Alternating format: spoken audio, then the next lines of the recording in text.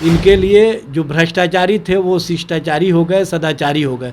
Bharatiya Janata party चाहे जितना भी दबाव बना ले, चाहे जितना भी प्रयास कर ले, लालू प्रसाद जी और उनका परिवार न पहले झुका है न आगे झुकेगा। हम चाहे जितना भी नुकसान सह लें, नुकसान सहेंगे, लेकिन हम भारतीय जनता पार्टी और भारतीय जनता पार्टी की नीतियों को इस देश में पनपने नहीं देंगे कि ये जो फंसाने की राजनीति भारतीय जनता पार्टी करती रही है वो राजनीति 2024 के बाद नहीं चलेगी। नमस्कार, आप लाइव सिटीज देख रहे हैं। आपके साथ मैं हूं वसीम खान। देखिए, लालू प्रसाद यादव की मुश्किलें लगातार बढ़ती जा रही है। लैंड फॉर जॉब मामले में अब गृह मंत्रालय ने भी सीबीआई को अनुमति दे दी है। अब मुश्किलें बढ़ेगी क्योंकि मुकदमा दर्ज किया जाएगा, अब कार्रवाई होगी। कैसे देख रहे हैं?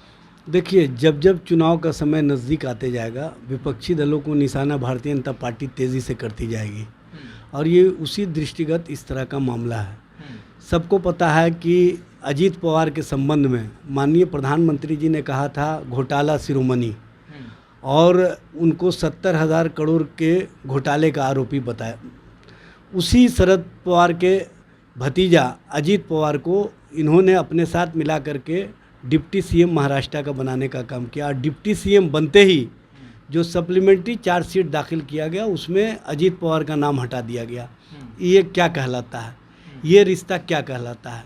आपके साथ जो है उसके नाम को हटाएंगे, जो विपक्ष में है उसके नाम को जोड़ेंगे। इस तरह की राजनीति भारतीय जनता पार्टी जो कर रही है, देश की जनता भी देख रही है, बिहार की जनता भी देख रही है और सबको पता है कि ये वेंडेटा पॉलिटिक्स के तहत हो रहा है, इसके अलावा कुछ नहीं है।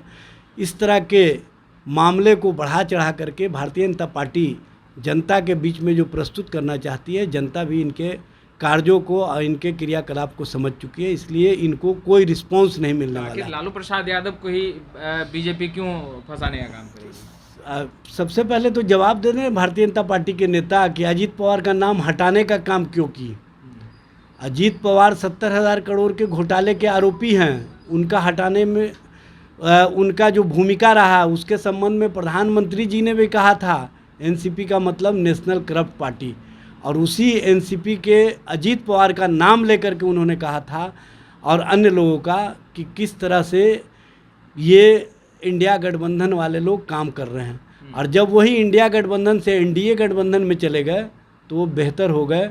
इनके लिए जो भ्रष्टाचारी थे वो शिष्टाचारी हो गए, सदाचारी हो गए। इसके क्योंकि पीछे का इनके कारण क्या लग रहा है? कारण ये है कि भारतीय जनता पार्टी जो राजनीतिक वेंडेटा के तहत पॉलिटिक्स करती है कि हमारे साथ आना है तो आ जाओ, तब हम तुमको अजीत पवार की तरह सप्लीमेंट्री चार्जशीट में नाम हटा देंगे।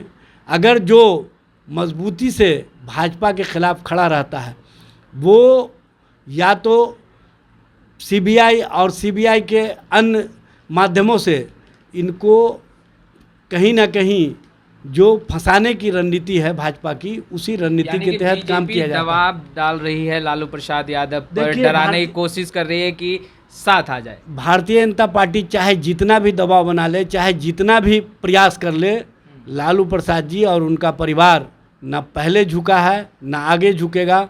हम चाहे जितना भी नुकसान सह लें, नुकसान सहेंगे, लेकिन हम भारतीय जनता पार्टी और भारतीय जनता पार्टी की नीतियों को इस देश में पनपने नहीं देंगे।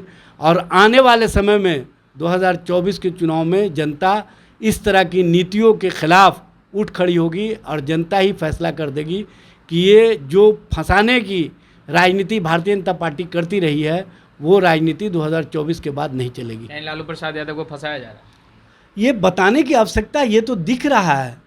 जो मामले बंद हो गए थे फिर उस मामले को खोला गया और उस मामले पर किस तरह से राजनीति की जा रही है, ये वेंडेटा पॉलिटिक्स है, इसके अलावा कुछ नहीं है। ना सिर्फ लालू प्रसाद जी बल्कि विपक्षी दलों के जो भी नेता हैं उनके साथ इसी तरह की राजनीति की जा रही है, क्योंकि भारतीय जनता पार्टी को जिस दिन से इंडिया गठबंधन का निर्माण हुआ है उसके बाद से इस बात का डर है कि इंडिया गठबंधन एनडीए को सत्ता में वापस नहीं आने देगी। तो आपने सुना, एजाज अहमद को स्पष्ट रूप से कहते नजर आ रहे हैं कि कहीं ना कहीं जो इंडिया गठबंधन के तमाम घटक दल हैं, जो बड़े चेहरे हैं, उन्हें बीजेपी डरा रही है और इन तमाम चीज़ों से कोई भी विपक्षी दल के नेता जो हैं वो डरने वाले नहीं हैं और ख़ासतौर पर लालू प्रसाद यादव तो बिल्कुल नहीं झुकेंगे। खैर, इस वीडियो में इतना ही। आपका बहुत बहुत शुक्रिया।